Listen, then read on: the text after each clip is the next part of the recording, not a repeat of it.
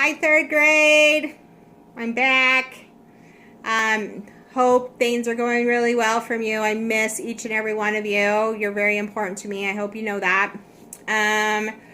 So just to review our last couple of lessons, we talked about test anxiety. Our little kiddo was really having trouble with a math test that was coming up, right? And we talked about the emotional part of your brain, and these being your thinking part, and this being your whole brain. But when we are overloaded with emotions, we end up flipping our lid. And when our lid is flipped, our emotional part of our brain just really takes over, and we have a hard time controlling those emotions, huh? So we talked about the calm down song, right? We talked about counting. We talked about taking 10 deep breaths. We talked about doing self-talk, like you can do it, being your own cheerleader. And so you have a lot of good skills right now to kind of help with those anxieties or test anxieties that you may have, or even being home right now, because being home is probably really hard for you.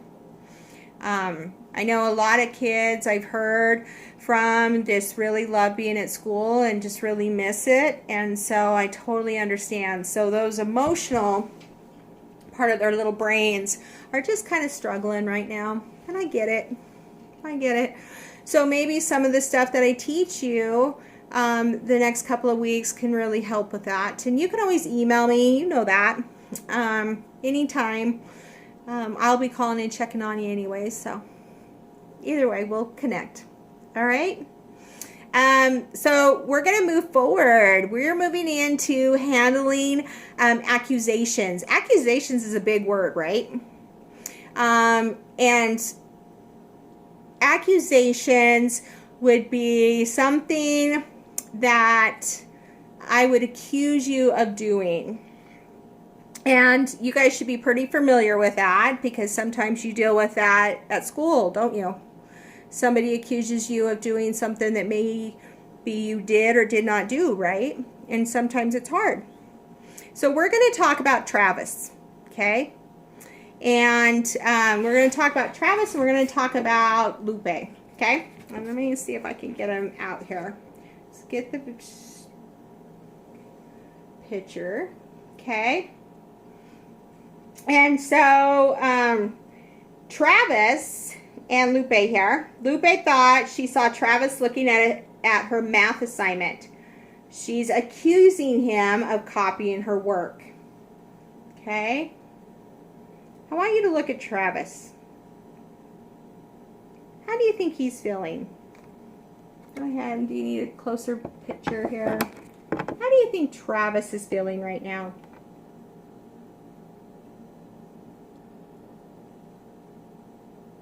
If you said upset or angry, yeah. Let's talk about his cues of his face, because remember, you've learned about it for last year and this year, and so let's look at the cues here. His teeth. Do you notice that his teeth are really close together? So he's just like, right? Look at his teeth. And his stare. Look at his eyes. Yeah.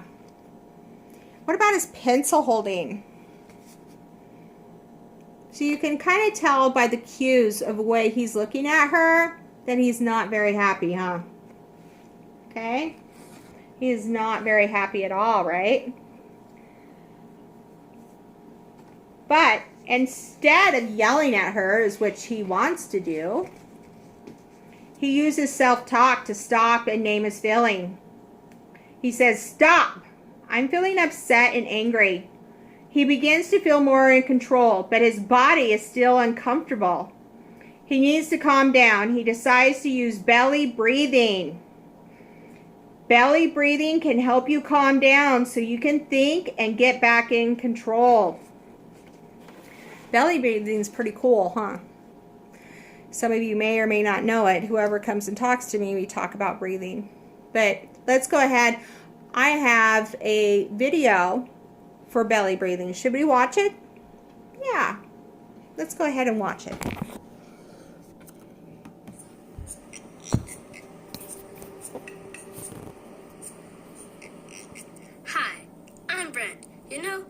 just like you, I sometimes get mad, frustrated, or excited. And when that happens to me, I use belly breathing to help me calm down. This is how I do it. I put my hands on my belly. I pay attention to my breathing. I take a breath that makes my belly move out when I breathe in, and back in when I breathe out. I breathe in slowly through my nose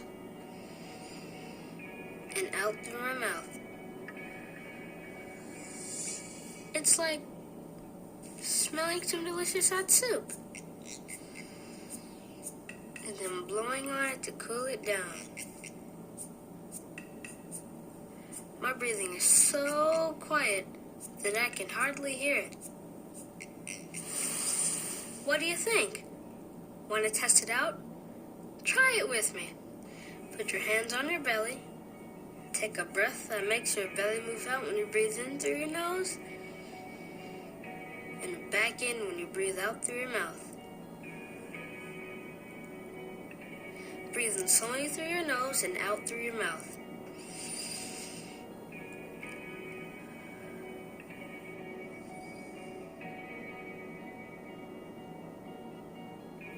Raise your hand if you can feel your belly moving in and out. Nicely done. Let's practice again. It's easy to learn and it will really help you out. Next time you get upset or too excited to think, try it out.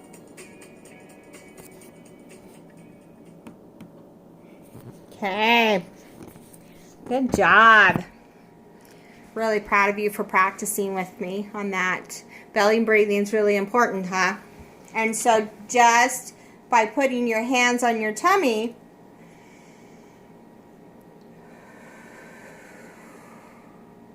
you can make sure that you're breathing deep enough in and blowing enough out. And when you breathe in, you want to breathe in positive energy. You want to breathe in good, positive thoughts. And you want to blow out all the uncomfortable stuff and just blow it all out and get rid of it. You know, there's no reason to hold on to it because it's not making you feel any better. It's making you feel uncomfortable. So we want to blow it all out and get rid of it, right? Okay. So let's go ahead and go back to Travis, shall we? Okay. So, let me see. I got to get it back here a little bit. So after using belly breathing to calm down, Travis can think about the situation. He admits to himself he really was looking at Lupe's work. Travis was having trouble understanding the assignment. He thought it would be easier to copy Lupe's answers, but now he feels guilty because he knows he has done something wrong.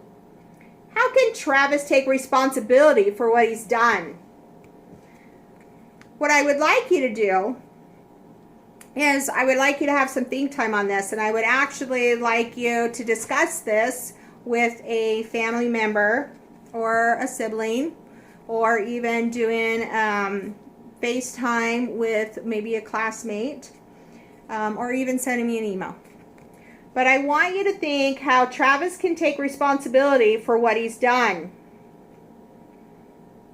Okay? I think maybe he could just do a couple of different things, like saying he's sorry,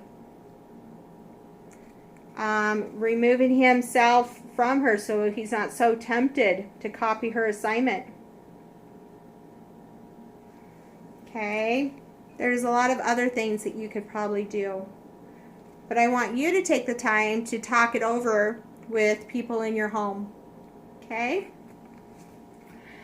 So, the second part of this is think about what he can do to get help for his math assignment. Now, we have Lupe here that's really good at math, huh? And he's really struggling. That's why he was looking at her paper. Doesn't mean he was doing it right. Yeah. But what do you think he could do to be able to get help for his math? Think for a minute. That's right. He can ask her for help, right? Or maybe ask the teacher. Let people know so he can be, let's go ahead and look at our poster here, right? He can be assertive. Remember, and being assertive is asking for what I need or want by being respectful, right? So he can be assertive and he can talk to his teacher or maybe another classmate or even Lupe herself and ask for help on this math assignment, right? He doesn't need to cheat. He doesn't need to look at her paper. He can be assertive and he can ask for help, right? Okay. So, when someone accuses you of something, it's important to calm down first so you can think about what the person said. Then you can handle the accusation calmly and thoughtfully. Okay? Because I think about, there have probably been times people have accused you of doing something. Especially when you have a brother or sister or someone or cousins. Things happen and they're automatically like, so-and-so did it. And then you're like, no, I didn't. Right? And it just happens. But getting upset about it and reacting in a negative way is not going to help the situation get any better, is it? No. So we need to calm down. And then we need to find our assertive voice and ask for help. Or say, you know, that really wasn't me, but let's go ahead and figure out who it was. It's okay for people to have their feelings, but it's not okay when our feelings hurt others, if that makes sense. So, once again, I know you third graders just love the videos. I have our calming down video again for us. You ready? I know you love them. Every time I play these for you, you're just so happy, right?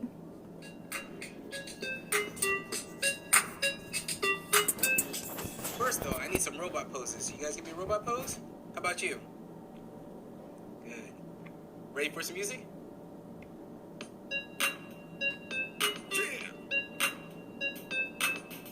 Your feeling break takes hold and you could flip your lid. Stop, you've got to think it through. Just calm it down like this. Stop and then you're feeling calm down. Stop and then you're feeling calm down. Stop and then you're feeling calm down. Stop and then you're feeling calm down. Every day we can have strong feelings, strong emotions that send us reeling. But there are steps we can take to calm down. These are the keys to turn things around. Just stop and name your feeling. Turn on your brain. Start thinking, not just feeling. Calm it down. Do some breathing. Calm it down. And some counting. 1, 2, 3, 4. Calm it down. Use self-talk.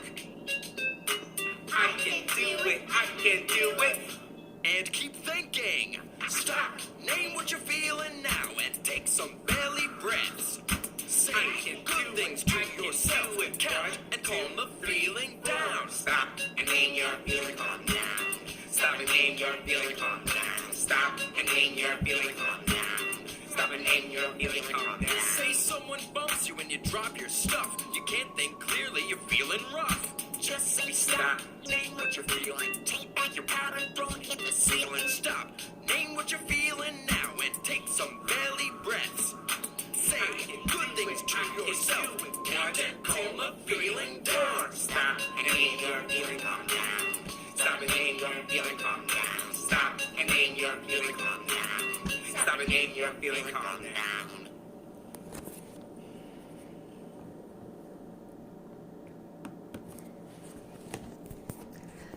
Well, that's all I got for you today.